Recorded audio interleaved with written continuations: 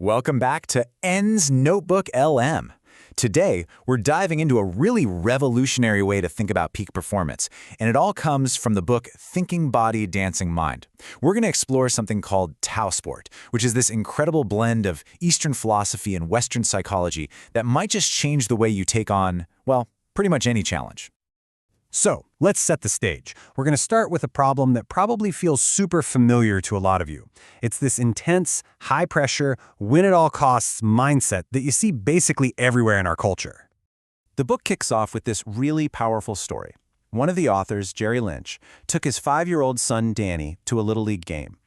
A kid on the team missed a simple ground ball, and the coach just went off on him, publicly humiliated him, pulled him from the game. Danny was just baffled, asking his dad why anyone would ever want to play a game that felt so awful. And that little boy's reaction? It really gets to the heart of what's wrong with this win-obsessed culture. These patterns, they don't just stay on the baseball field. They bleed into our jobs, our hobbies, our personal lives. We end up creating these habits that literally block us from ever reaching our true potential. Okay, so that's the problem. It's a bit of a downer, I know, but the good news is the book offers this amazing alternative. And this is the core idea we're going to spend our time on today, Taosport. So what is it? It's called Taosport. And the central idea is pretty profound. We all have this limitless power inside of us. But, and this is the key, you don't unlock it by forcing it. You find it by aligning with the natural flow of energy. It's all about working with your body's innate intelligence instead of constantly fighting against it. This slide perfectly unpacks that amazing title. Does the body think? Absolutely. It has this deep, intuitive intelligence that we're always trying to override with our conscious thoughts. And does the mind dance? You bet it can. It can get into this state of creative flow, but only when we stop trying to micromanage every single step. When you put it side by side like this, the difference is just night and day. It's a fundamental shift in your entire mindset. You're moving away from struggle and force and toward yielding and flow. Instead of obsessing over some impossible standard of perfection, you embrace the journey of excellence. It's a game changer. All right, so this all sounds great in theory, right? But how do we actually do it? Well, the book gives us some really powerful, practical mental tools. And the first one is all about seeing your success before it even happens. This is visualization. And I know what you might be thinking, but it's so much more than just wishful thinking. The book calls it a mental dress rehearsal, which I love. When you create these super vivid, sharp images of success in your mind, you're actually practicing. You're teaching your mind and body the script, so when the real performance comes, it feels familiar, way easier. Now, to visualize effectively, you can't just jump into it. The first and most important step is to get your mind and body relaxed. The book suggests a really simple technique. Find a quiet spot, close your eyes, and just focus on deep belly breathing. That little trick of counting down from 5 to 1 with every exhale, it's a super simple but really powerful way to get into that relaxed state where your mind is ready to do the work. And listen, this isn't just some abstract idea. The golfing legend Jack Nicklaus lived by this. He said he would literally see the whole thing play out in his mind first. He'd see the ball right where he wanted it to land. Then he'd see the path it would take to get there. And only then would he see himself making the perfect swing to make it all a reality. And if you're still a little skeptical, get this. The data behind this is truly surprising. In one study they mentioned, they took basketball players and had one group physically practice shooting free throws every day. Another group didn't practice at all. They only visualized it. The result?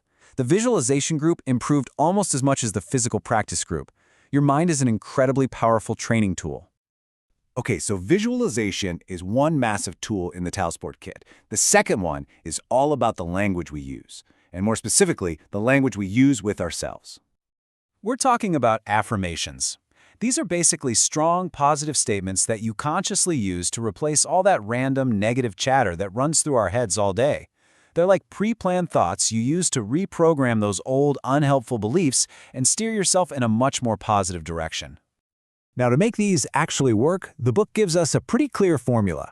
They have to be positive, they have to be personal. Start with I. And this one is crucial. You have to say them in the present tense, as if they're already true. That's what really helps rewire your brain. And of course, you've got to do it over and over. Repetition is what makes it stick.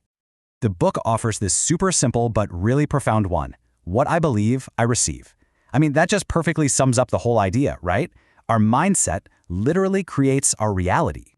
And here's another one that is so useful for any high-pressure situation. Just repeating, "I am calm and confident," can completely change your state. It helps ground you in a place where you can perform at your best instead of letting nerves and anxiety take the wheel. And this stuff has a real-world impact. There's an amazing story about an elite runner who was terrified she wouldn't make the Olympic team. So for 6 months, she wrote her goal down on index cards, put them everywhere, her mirror, her car, everywhere. She just kept repeating it, imagining it was true. She basically brainwashed herself with positivity, and yeah, she made the team. So we have these two tools, right? Visualization and affirmation. But they both serve a much larger philosophical shift. And this, right here, is the key to the entire Taosport approach. This quote from the ancient Tao Te Ching just nails it. The most yielding parts of the world overtake the most rigid parts of the world. It's such a paradox, but it's so true. True strength isn't about being rigid and hard. It's found in softness and flexibility. And this really brings us to the ultimate takeaway from the book. Extraordinary performance, the kind we all want, doesn't come from just gritting your teeth and trying harder. It comes from letting go. It's about lowering that internal resistance, yielding to your body's own intelligence, and just trusting the natural flow of the process. That's when your real abilities can finally come out and shine. And this isn't just about sports or your career. It's a question we can apply to absolutely everything. So I'll just leave you with that to think about. Where in your own life could you apply a little less force and a little more flow?